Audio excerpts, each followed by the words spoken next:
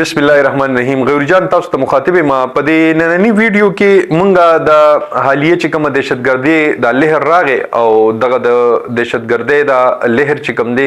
دا ورځ د زیاتېدو امکانات دي او زیاتېږي. اسلام آباد ته خبر رااله چمن کې په بلوچستان کې دا چې کوم زمونږ کیپټن شهید شو د هغې په باره کې صرف او صرف د هغوی د فیملی سره د هغوی د کورنۍ سره د غمرازۍ دپاره دا ویډیو هم زه کوم او بل په دې کې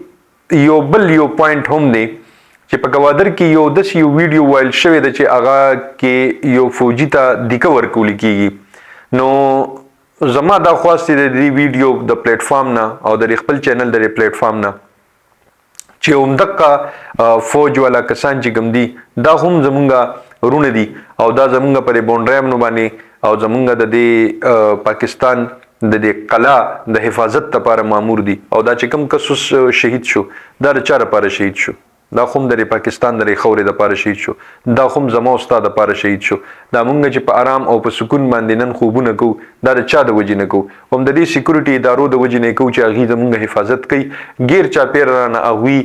خپل حصار جوړ کړی دی او د هغې حصار د وجې نه چې کوم دی نو مونږ په امن کې یو، په سکون کې یو، په قرار کې یو او په دغې وجه باندې زمونږ خوب چې کوم دی په قلاره باندې دی. نو دغسې دیکې ولې نه دي ورکول پکار چې لکه د هغوی انسلټ پکې وشي او خاص کر بیا د دې وردی دپاره مونږ ډېره قربانیانې ورکړي او د دې سره زمونږ یو خپل رومانس دی، زمونږ یو خپل محبت دی ورسره. نو داسې قسمه دغه نه پکار ټیک ته چې د ګوادر والا کسانو به هغه میسنګ پرسن کې بس خدشات تحفظات به وي خو هغه خو لکه دغې کس خو نه دی کړی که نه. هغه خو چې کوم واکمندو کړی دی هغه خو تاسو په خپله کتلي دي چې بلاول ته کسان پاسېدل او ورته وویلې نو هغه وی چېره دا چې چا کړي دي وي د هغې مخې ته احتجاج وکوي څه ما خو نه دي کړي. نو دا خو چې چا کړي دي د هغې مخې ته احتجاج پکار دی او هغې کسانو له دیکې ورکول پکار دي. دا خو دوی نه دي کړی. مونږ خو د دې د دغه ته ګورو، قربانیانو ته ګورو چې یاره کومې قربانیانې دي مونږ له راکوي او د دې د وجې نه چې کوم د پاکستان الحمدلله حفاظت کیږي او پاکستان ته الحمدلله څوک په اوچته سترګه باندې کتي نشي. دا هم د دې د وجې نه دی. کم ځای کې په کم قوم کې په کم وطن کې چې کله د اغیارو انټري کیږي او د هغوی مداخلت پکې کیږي نو هغوی پیله فوج کمزوري کوي. چې کله فوج کمزوري شي، کله فوج وغورځېږي، کله د هغې بنیاد کمزوري شي بیا پې هغوی حمله کوي. او دغه شان ستاسو په مخامخ باندې په لیبیا کې، په شام کې او په عراق کې دا صورتحال زموږ په مخامخ باندې دی چې د هغوی فوج پیله کمزوري کړی شو او هغې نه پس چې کوم دی نو په هغې باندې حمله وکړی شول او دا دی اوس د هغه د نور چا په قبضه کې دي. نو په مخامخ باندې خو پکې عمقه د هغوی حکمرانان دي، په نوم باندې خو د هغوی د عراق والا کسان دي، د لیبیا والا کسان پکې دي، خو په اصل کې هغه د بل چا نمایندګان دي. نو الله مکه خدای مکه زمونږ د خورې ته چې خلکو کم ګنده نظرونه دي چې هغه نظرونه لکه دغې طرف ته اوچت نشي. او بل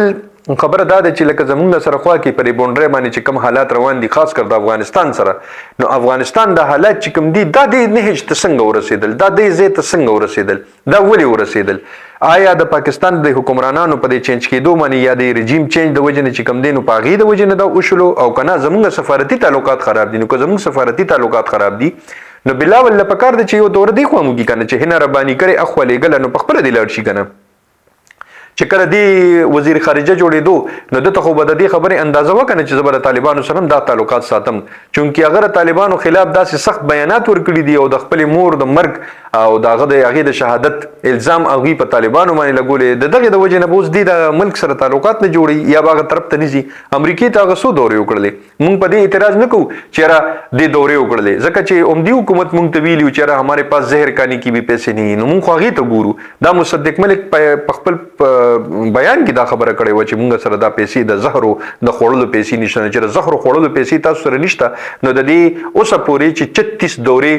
د بلاول شوي دي په هغې باندې چې کمې خرچې راغلي دي هغه خو هغه وایي چې ما د جیبه ورکړي دي، بهر کیف د جیب هم چې ورکړي دي د هغې دې هم اډټ پیش کړي، د هغې دې مونږ ته ثبوت پیش کړي. داسې خو به نور کسان هم وایي چې دا مونږ د جیبه کړي. سبا به شهباز شریف هم وایي چې یاره ما دا څونه پروټوکول چې استعمالو دا هر څه چې کوو دا ما د خپله جیبه کول. نو مونږ ته څه پته ده چې د خپله جیبه شوي دي او که د خزانې نه شوي دي. نو بلاول که چېرته په دوره باندې هغه ته دا خواست دی چې هغه کله په پاکستان ته چېرته په دوره باندې راغی ځکه چې 18 ورځې هغه اوسه پورې چې کله نه دا حکومت راغلی دی نو هغه په پاکستان کې صرف او صرف 19 ورځې پاتې شوی دی. د وزیر خارجه کاروم دا وی د سفارت محکمې کاروم دا وی چې هغه به نورو ملکونو ته وزټ کوي، خو لکه د هغې څه سمرم پکار دی، د هغې څه میوه هم پکار دی چې هغې هغه سمر او میوه مونږ ته څه محسوس کړو چې په دې اوسه په وخته پورې بلاول چې څونه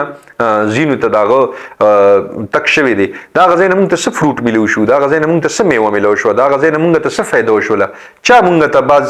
خبرو ډاډ یا د هغې تسلي راکړه چې دا به درسره مونږ وکړو. مونږ ته خو هېچا هم دا خبره ونه کړله. نو دا ټولې خبرې ستاسو په مخامخ باندې ما ایښودې چې یو خو د دې وردی احترام،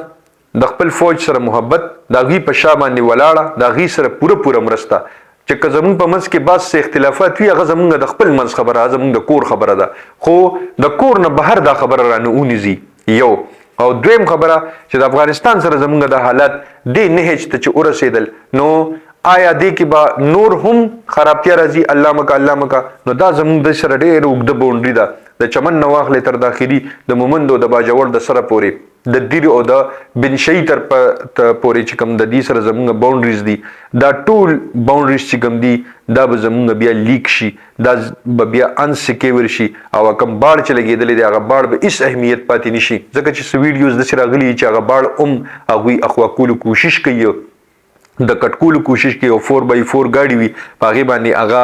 شاته طرف نه چې دی هغې اکثر له د غورځولو کوشش کوي. نو